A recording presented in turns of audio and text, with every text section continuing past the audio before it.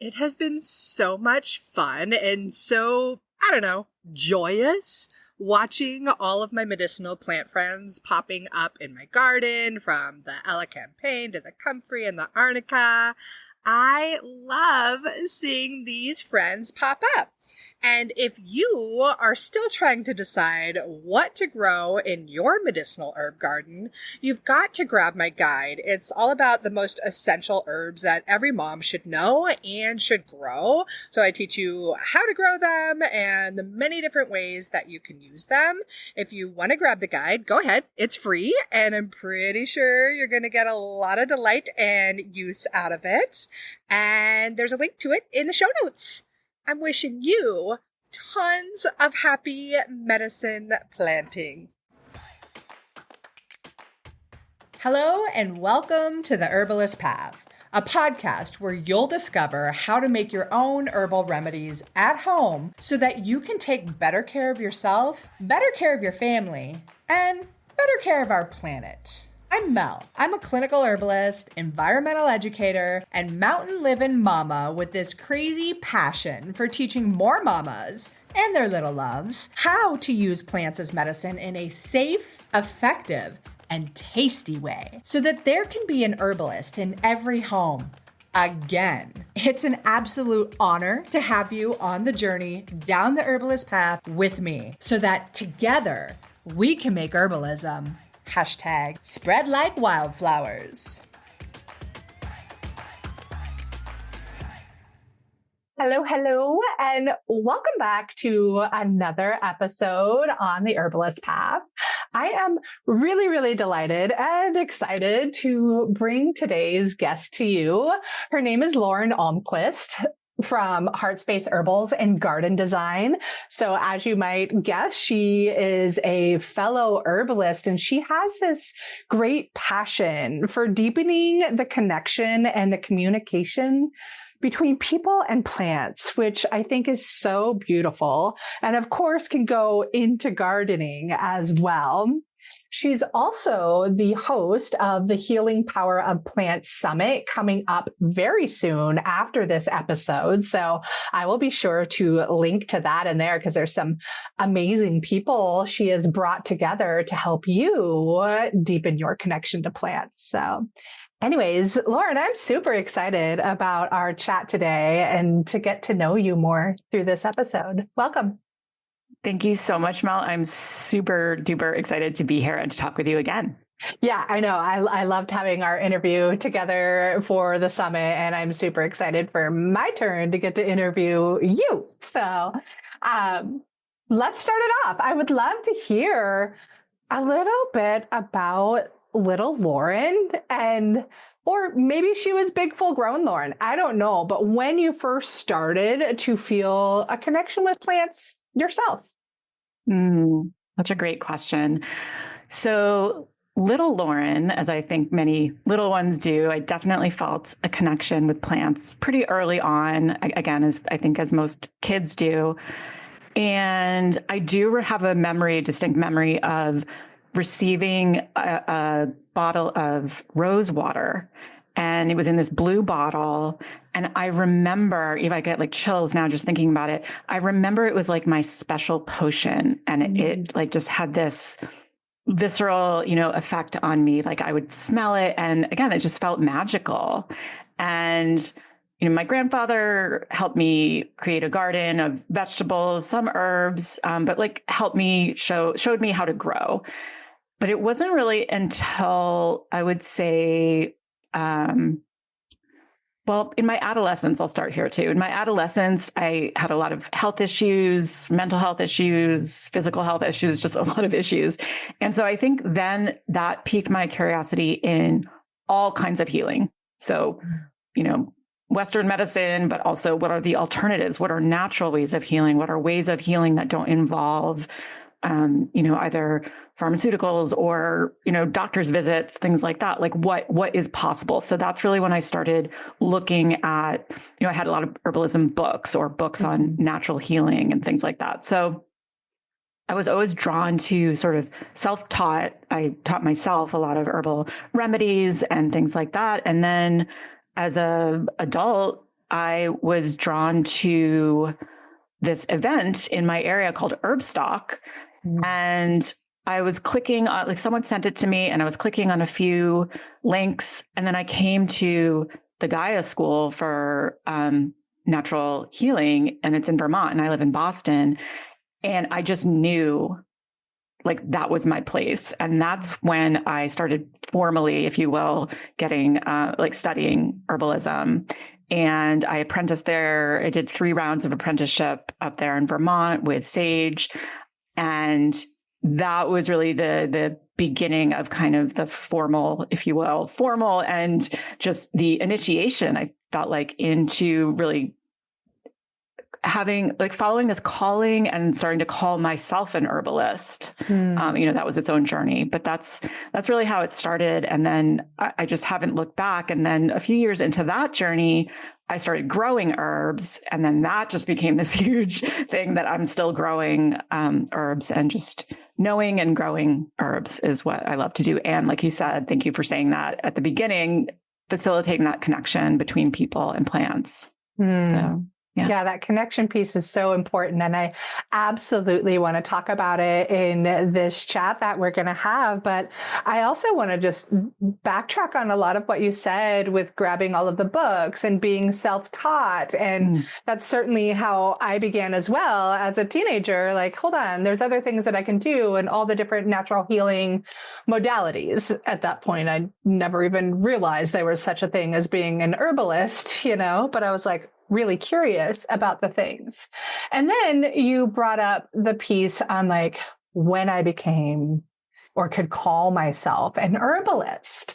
And I think that this is a big topic. I was actually having this discussion with another future podcast guest who is a doctor of chiropractic, but she also specializes in healing the gut microbiome and uses herbs in that process. And she's like, I don't know if I can call myself an herbalist. And so I just want to hear from you, like a little riff on that, like when you finally get to that point when you're like, no, I'm an herbalist. Yes, I've made it to herbalist status. Yeah, it's such a great question. I agree. It's a huge topic because it was a big deal. It didn't just happen. I didn't just start, even I think it was probably a good few years into my apprenticeship. So not year 1, not even year 2, maybe the end of year 2, beginning of year 3, the teacher, the mentor really encouraged us to call ourselves herbalists, or to own, what we were learning and experiencing. And I think it took me a while to really feel comfortable using that title.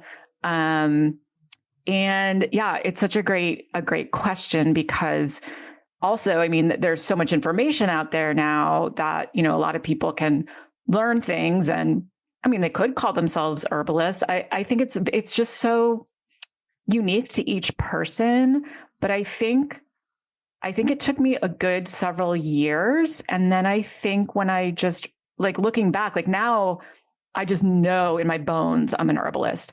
I have so much more to learn. I will always be learning forever. And I think there was this feeling maybe before, and I don't know if other people have this, of I don't know enough.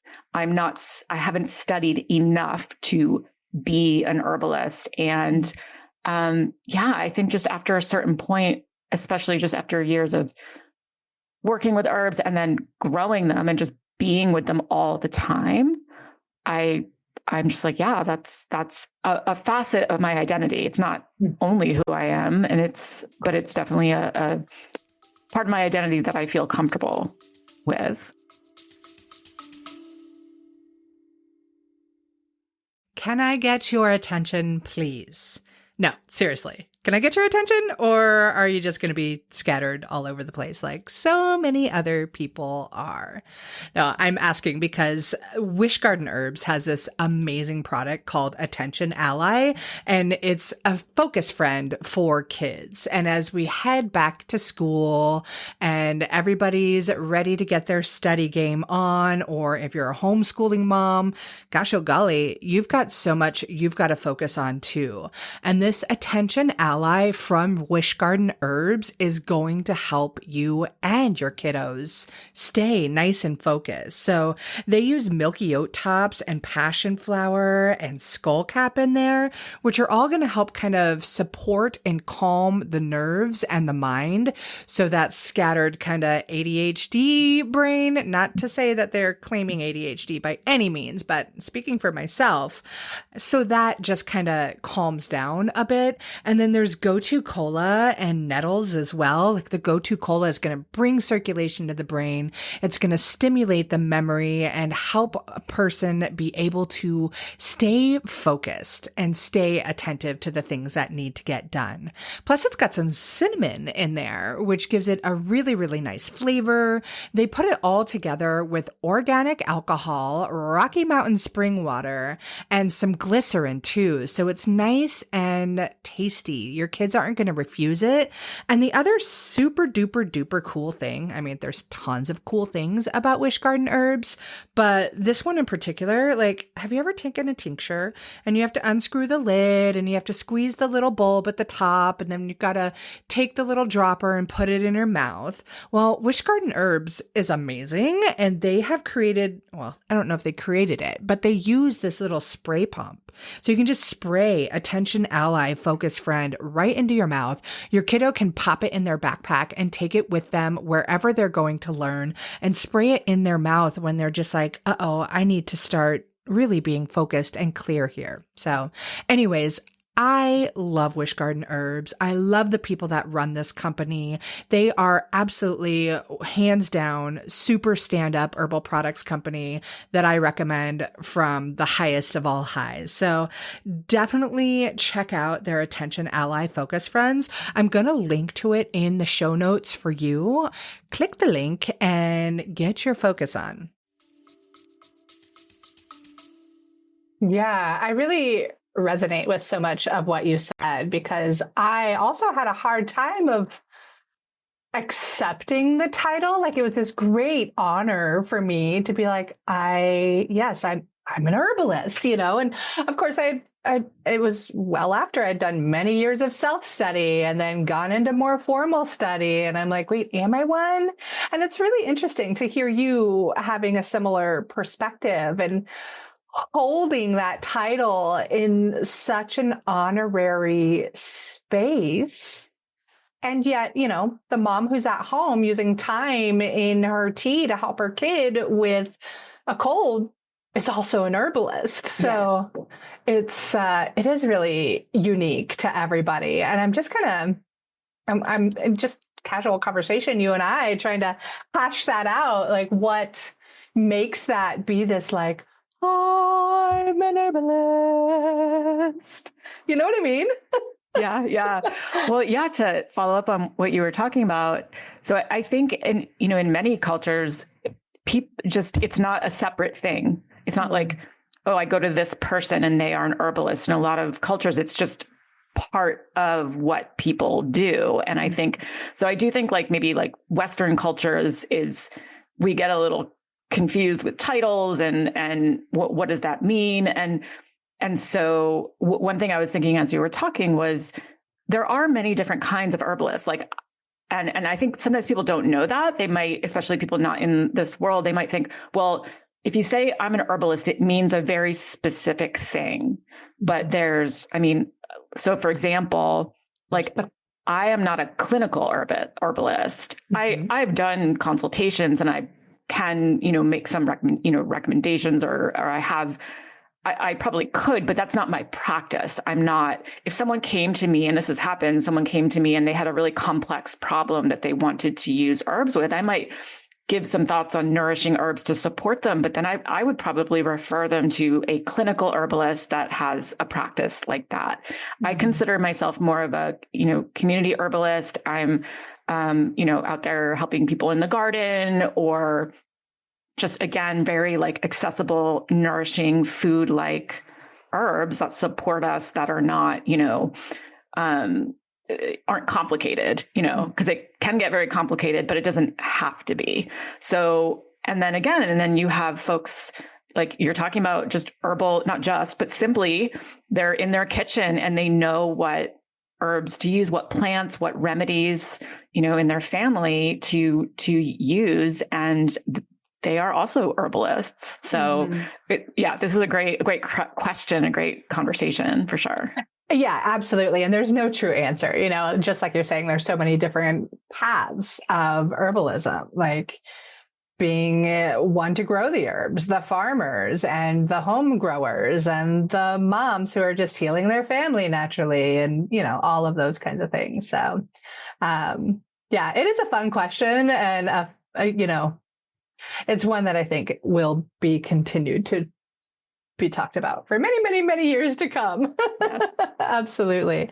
So I would love to hear a little bit, like, as you started discovering and going beyond like the vegetables your grandpa taught you to grow and things like that, when did you start to see that these plants actually had healing properties? And that's such a good question. I think so. Some things that come to mind are like, I just have this memory, this very vivid memory. This is kind of a food herb, but garlic, for example. Garlic is an epic medicinal herb, by the way. I mean, I know. Don't downplay it. No, but it's incredible. And I think I was someone that would get, recurring colds and sore throats and just kind of like almost chronically sick. I felt like I could get sick at the drop of a hat. And it was really frustrating. And I remember working with garlic because of things I had read and different ways of taking it. And I found that I like learned to use and take it in a way to prevent me from getting sick. Like if I started to feel sick, I would start to ingest garlic, and I felt in my bones the difference. Like I felt it really stop and turn around my oncoming infections or whatever they were. Mm-hmm. And to me, like that was incredible. It was like finding the cure to the common cold. I felt like, it was unbelievable to me. And I mean, so that's like one very vivid example. Mm-hmm. And then the other thing I think about, or that comes to mind again, is the rose. And I don't know if I put together, if I was conscious of this, but like looking back, I see that connection that I had with rose very early on and how it made me feel. It showed up. It made me feel calm, protected, special, magical. Mm. And, again, I don't think I noticed at that time, oh, here's a plant and it's helping me feel this way. But when I think about back and think about, I had a lot of anxiety as a child, even as an adult, anxiety, depression, like all this kind of heavy things. And to look back and remember like, oh, but there was this plant in, this rose water that just lifted me up. And I think of that often now. It's still a very strong memory, in my adult life, going back to when I was probably like 7 or 8 at that time.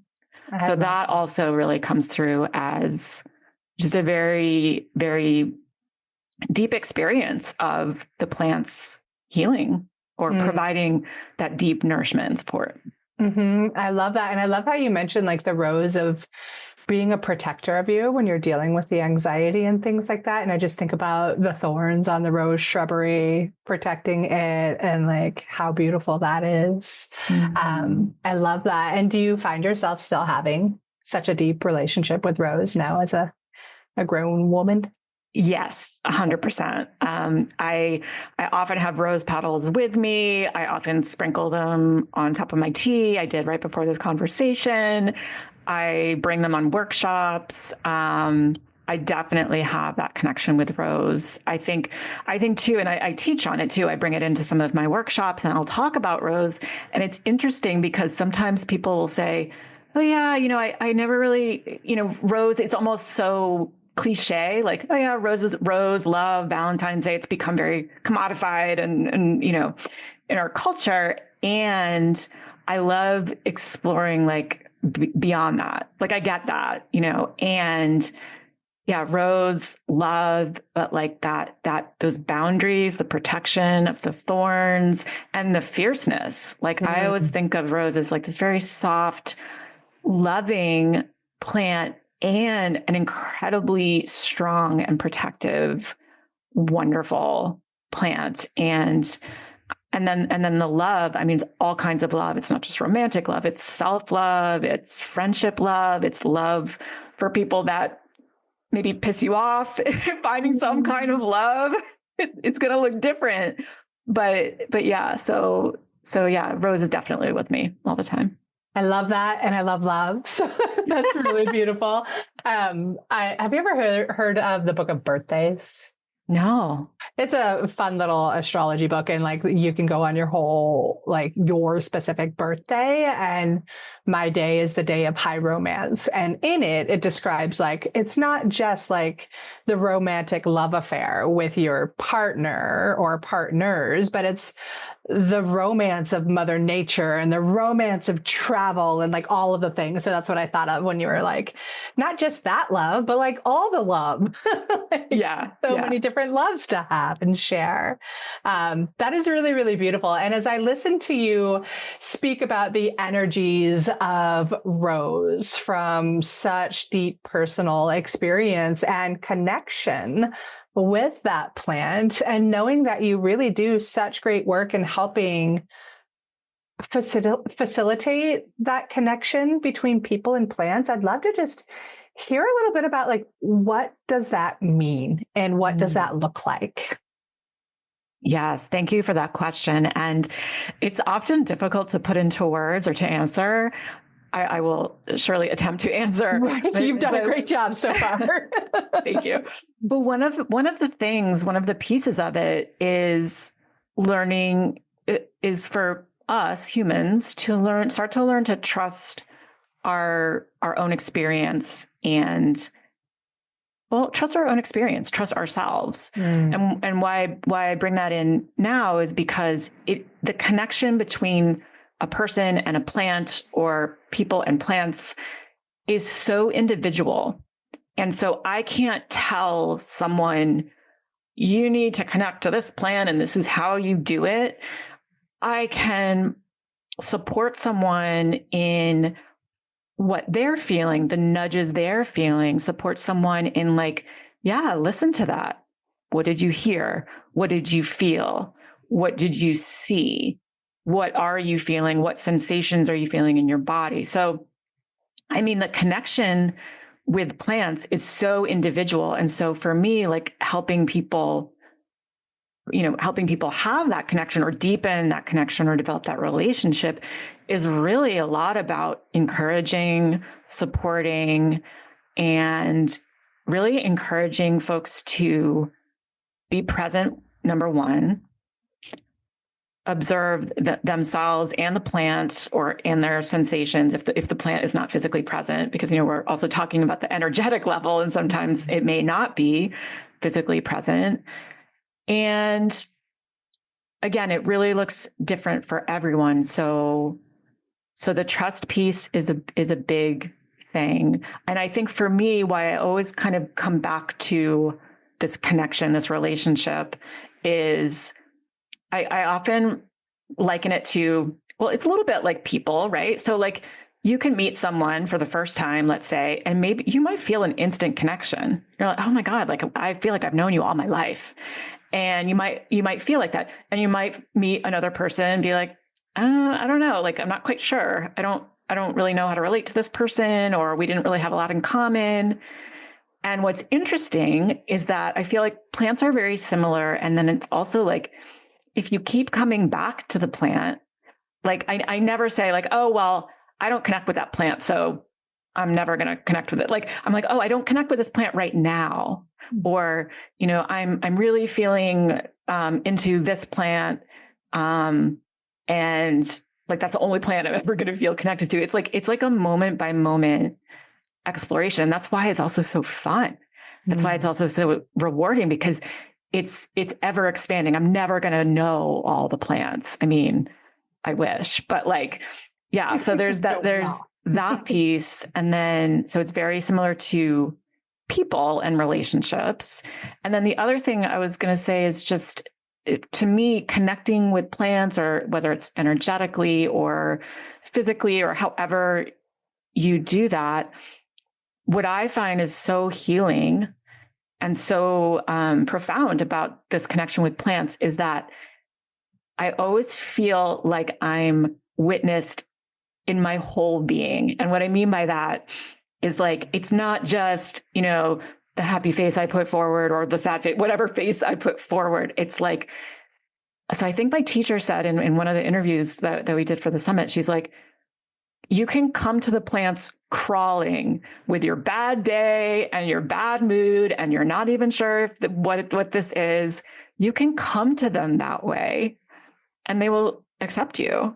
Mm. And for me, that's just just like my shoulders drop down. I feel calm. I feel accepted. So, that's what it means to me a lot of the time. And it might mean something different to other people at different times. So it's a long-winded way of just saying there's like no one way, but I love, love, love seeing that spark when people start to connect in their own way, whatever that is, and they like get it and they feel it. And I'm like, oh yes, it's the best thing ever to witness.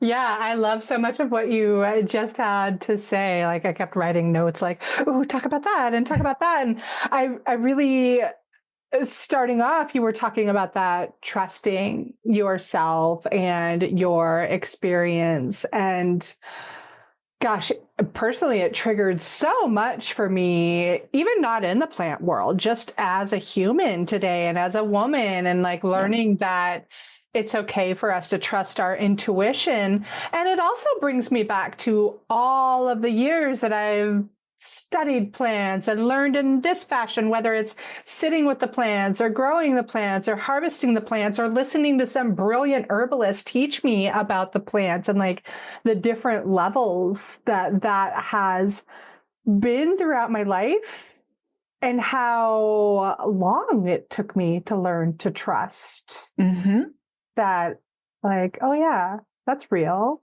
Or how many times I did have the plants just shout at me, hey, you. Maybe they had to shout at me like 10, 15 different times on one particular walk to just be like, hey, I'm talking to you. I'm the one that you need right now. And that brings me back to that, like, where you're like, oh, I don't connect with that plant. I don't connect with that plant now, because the plants do have that brilliant way of just showing up right when you need them. Yep. If you let them, right? Yes. Yeah. Yeah.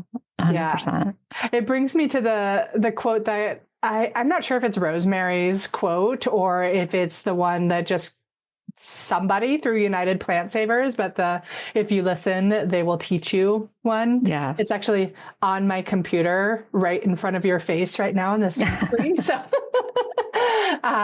so I love that one so very much. And when people work with you, how do you work with them? Do you work with them online, or do you work with them a little bit of face-to-face in human flesh? Yeah. So it really varies. So I do both. I work with people in person, and I also work with people online.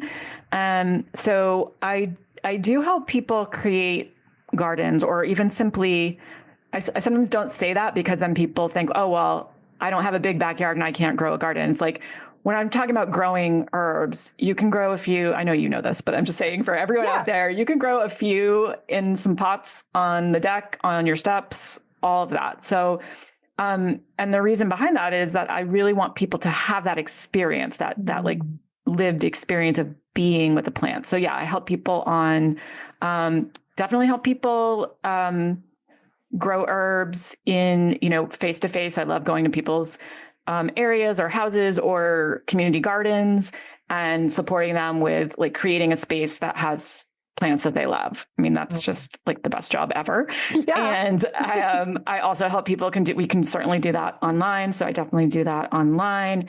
And then I've also been moving into really kind of a mentorship position of working with people that maybe they're new, maybe they're on their, a little bit further into their herbal journey, and really focusing on this piece of trusting and developing the deeper relationships with plants. Because as you were reflecting back to me, I'm thinking to myself, yeah, like it took me a long time to trust, and it's a daily thing. I still, and so it's not like I reached some point, as we know, it's like not linear. It's not like, oh, you've reached the end and now you always trust. No. And so again, it's a practice. It's something I'm always coming back to. And something else you mentioned like, yeah, it was talking about trust with plants, but also not having to do with plants, just like in our lives. And for me, this work is we talk about it. I talk about it in terms of working with plants, but for me, it just goes everywhere. So yes, trusting your intuition with plants, it's absolutely going to help you trust your intuition, period. Mm-hmm. And so that's also the beautiful thing about working with plants. But yeah, just that, I just wanted to mention that, like, as someone that, without plants, I'd probably be up in my head most of the time. And I still am. And it's the plants and connecting with plants that help me draw myself out of my head. Our brain can serve us, but in kind of limited ways many times. And, I love you, brain. And there's so much more. Gosh. So much more. Yeah. So, yeah. I love all of that so much. It makes me so excited to learn more from you and to listen more from you. So I feel like we could dive really deep on everything that we have already talked about, but I also want to hear a little more about plants. Like if there were a plant that all of the listeners right now needed to know about, what would you say it is? That's such a good question. And it's like a trick question because it's so hard to pick just one. It is totally a trick question. Well, I'll talk about two different ones or I'll mention two different ones and I'll talk about one a little bit more. But let's see. I feel like, so I want to mention a nourishing herb, like something that is just, it's almost like a food. So things that come up for me when I think of that are like violet leaf. That's a really nourishing plant, and it's kind of everywhere. And in some cases, this really surprised me, but some people see it as a weed and don't like them. And but anyway, so I'm not judging you if anyone listening thinks that violet is a weed or I'm totally judging you. They're good medicine and food. Open the mind. No. Yes, the violet is just such a sweet, loving, nourishing plant that's like everywhere or in a lot of places. But the one that I always want to tell people about and that I think they should know about and that I'm deeply connected with almost all of the time is Blue Vervain, Verbena histata. And I'll say like a little goes a long way, meaning you don't need a lot of the plant to feel its effects. And for me, I was primarily drawn to it.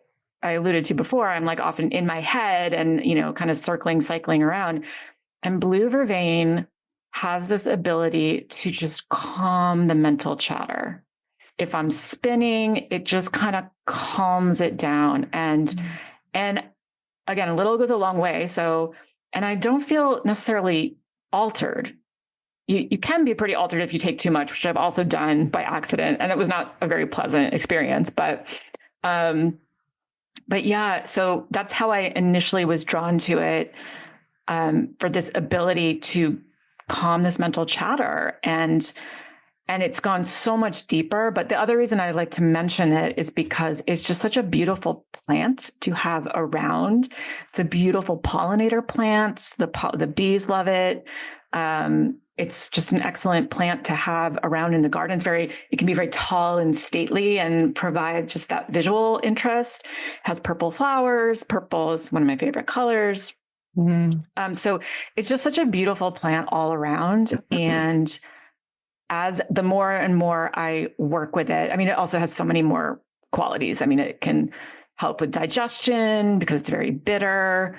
It's not a super nice tasting herb. It's pretty bitter, which is also why I say a little goes a long way. But yeah, just as far as a plant that I could literally talk about forever and I'm like so obsessed with, it's Blue Vervain for sure.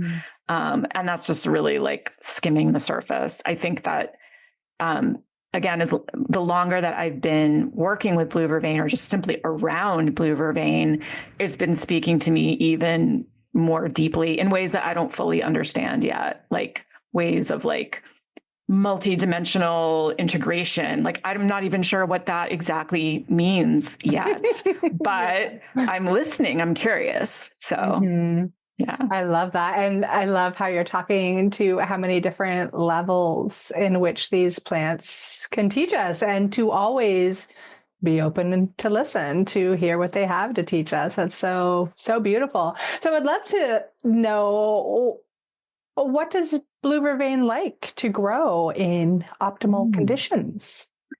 Great question. And I have found personally that once established, I have found that it really can grow almost anywhere. That's my experience. I know that it is sometimes referred to as swamp. So the Latin name is Verbena histata. Some of the common names are Blue Vervain, swamp vervain. That's one of the common names because it does grow well in like kind of almost swampy, moist conditions. That's what I've read. And I've heard people that live in like areas that are like kind of moist or swampy, that there's like Blue Vervain is just growing. In my experience though, again, once it takes root, once it's established, it's pretty hardy almost anywhere. So I would maybe say if you're just establishing it, that maybe it's more on the kind of moderate water needs. But again, this is just my experience. I mean, I've seen it grow in pretty like dry-ish hot conditions too. So again, that's why I always encourage people to be very observant and present with what is in front of you. So yeah, so it's definitely talked about as something that is more likes the moister soil conditions. And I think, you know, that's true. And once established, I've seen it grow almost anywhere. I love that. It sounds nice and easy. Does it like a lot of sunshine? I think so. I've seen it, like I said, I've seen it grow in full sun and also part sun. Perfect. Yeah. I just have the perfect spots in my garden for it. So I recently went and got a whole new array of great plants to start for this year from actually the first person I ever took a botany class from like 15 years ago. And he runs Medicine Garden just outside of Portland, Oregon, and has all kinds of lovely medicinal starts. And anyways, I did not pick any vervain up. And I was also on the hunt for starts of meadowsweet. So maybe I'll go back and grab some. And I just think about the calming, the mental chatter, how lovely that would be. And knowing that it'd probably be a really beneficial herb for my daughter as well. And she loves purple too. So yeah. And you really don't need a lot. I made the mistake of ingesting a lot of it, like the first time I took it after we took it in class. And I know that my teacher said, like, you know, you don't need that much. But I was so excited about it that I made this incredibly heavy brew that was not necessary. And I definitely like felt pretty altered and zonked out. And so again, just a little bit goes a long way, and it can be really divine. And then about growing it, I would just also mention too, like sometimes mine gets a little scraggly as the season goes on. So I would encourage you to like, you know, harvest along the way so that you can get some nice leaves that aren't all scraggly by season's end. Nice. Good tip. Thank you. Thank you. Thank you. Thank you. This is really fun. And I love talking with you every time I get to. And most recently, I got to talk while you were interviewing me for the Healing Power of Plants Summit. And I want to start talking about that because I know that anybody listening to this show is going to be like, yeah, I want to go to that. So tell me all about it. Yeah. It was definitely a labor of love, and I'm super excited about it. And it was so much fun talking with you and interviewing you. I'm so glad that you were able to participate. So yeah, it's a 4-day online interview series that I interviewed 15 amazing people, of which you were one. But basically, I'm calling them because they are visionaries in the fields of herbalism, plant medicine, plant care. And the focus of it, the title is The Healing Power of Plants, but the focus is on connecting with plant consciousness, trusting your intuition, and developing those deep relationships with plants. And I talk to a lot of people that are like, well, I don't know enough, or I don't have time, or I want to experience that, but I haven't yet. So I'm not really sure how. And so in a lot of ways, this summit and these conversations are like extending a hand to kind of say, come on, like, just take that first step. Just start. If you're feeling that pull or that call or that curiosity, even take that first step. What plants are you thinking about? What plants are you noticing? Things like that. So there's like 3 or 4 interviews that come available each day, and they really focus on different aspects of the things I just mentioned: the trusting, the connection, the relationship. And it's such a wonderful lineup. Like we have someone talking about indoor plants, like plant tuition, which is so cool. Yeah.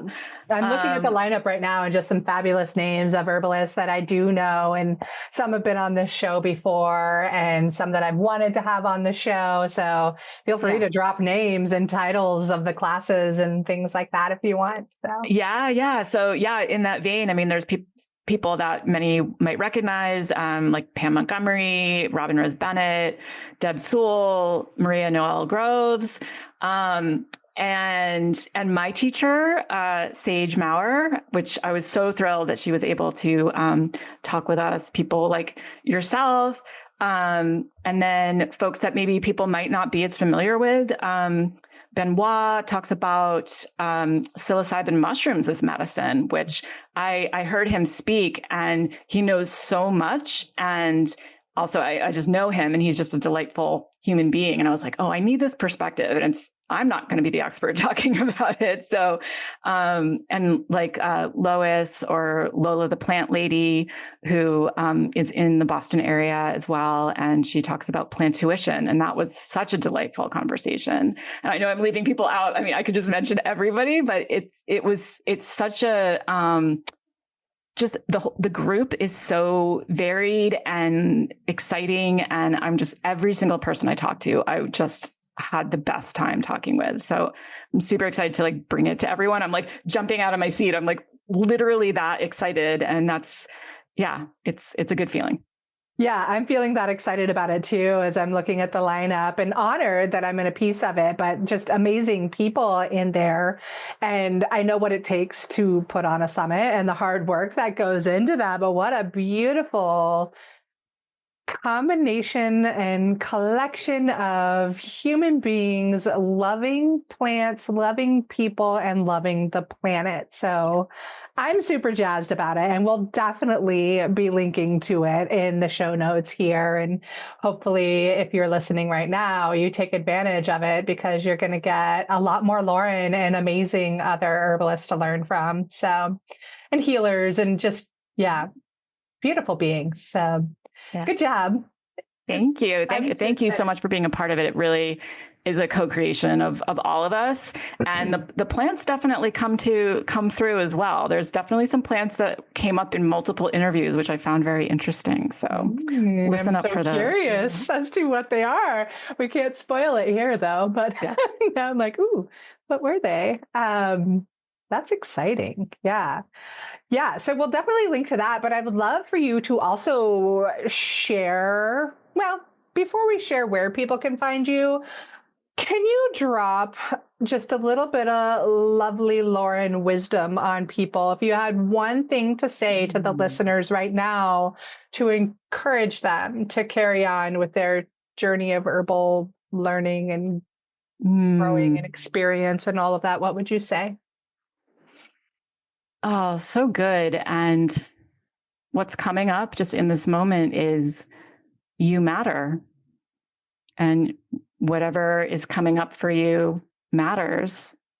And so whether that's a plant related thing or something else is being sparked within you, that matters. And we need you and we need everybody's voice. So use that voice, even if it's scary. Ooh, I love that. It made me smile like in different stages of smile until my smile couldn't get any bigger. So that was a beautiful, beautiful piece of wisdom. Thank you. Okay. I hate to cut it because it's so much fun to talk with you, but where can people find you out in the world? So I am, I guess my website and IG. So my website is www.heartspaceherbals.com. So like heart and space, but one word, heartspaceherbals.com. And then I'm also on Instagram. It is heartspace_herbals. And I'm around Facebook a little bit. I actually do have a Facebook group. I drop in every week. I forget what that is. Facebook, Heartspace Herbals is the, that's the page. And then I have a little Facebook group called From Seedlings to Sanctuary. But I would say website and IG, I'm probably most active. Cool. Well, I'll definitely be sure to link to all of that in the show notes and all of that jazz. So thank you, Lauren, for taking the time to chat with me when you're in the middle of being very busy putting together the incredible Healing Power of Plants Summit that you put together. So I know how busy that time is, and I really appreciate you for taking time out to chat with me again. Thank you so much, Mel. And honor was all mine. I was so stoked to be invited to be on your podcast. Thank you. All right. See you soon. Okay. Bye.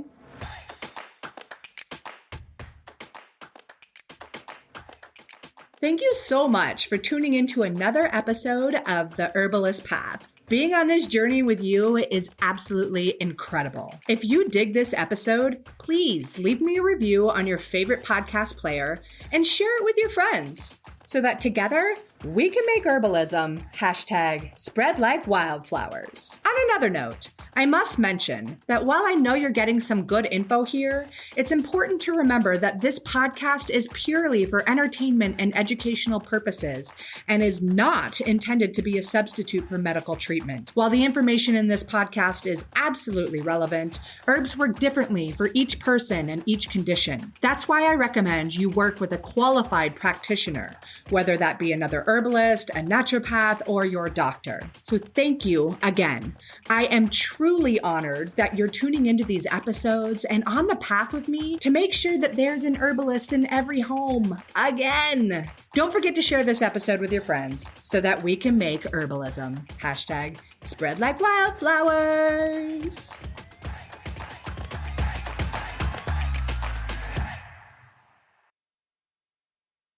Have you ever wondered about the best ways to keep your kiddo's immune system ready to rock and roll when it comes to back to school season, or like when everybody's just heading indoors and everybody starts getting sick?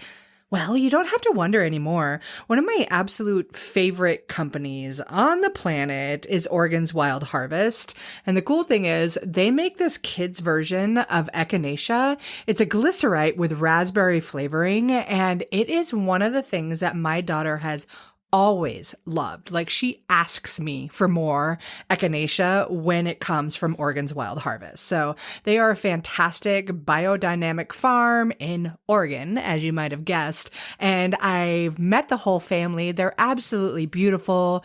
They put so much love and integrity in their products. And this kids echinacea is going to keep your kiddo's immune system ready to fight off any of the viruses and bacteria and other nasty bugs that come along as we head into cold and flu season.